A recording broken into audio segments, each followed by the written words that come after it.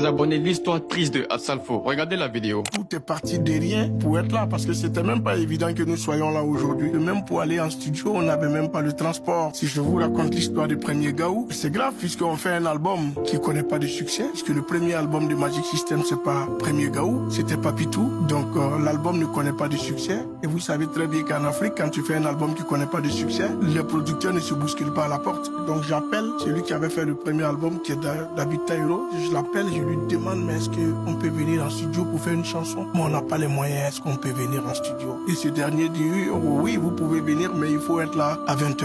À 20h, David Taïro est à Cocody, nous on est à Nouambo. Donc il fallait emprunter de l'argent avec des jeunes filles du quartier. Chacune a donné un peu de pièces. On avait besoin de 1000 francs CFA. Ça fait même pas 1,50 €. Donc c'est ça qu'on prend pour aller en studio. Et on arrive en studio, il n'est pas là. Celui qui nous donne le rendez-vous, il n'est pas là. Et bien c'est grave. Et moi j'étais souffrant.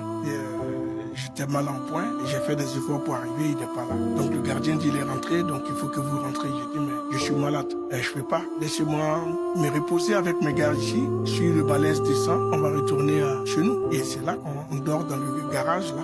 Dieu aidant, ce producteur avait oublié la souris de son ordinateur au bureau. Il revenait chercher, et c'est là qu'il nous trouve là. Il ouvre le portail, il nous trouve. Mais c'est quoi ça? Likez, abonnez-vous pour la partie 2.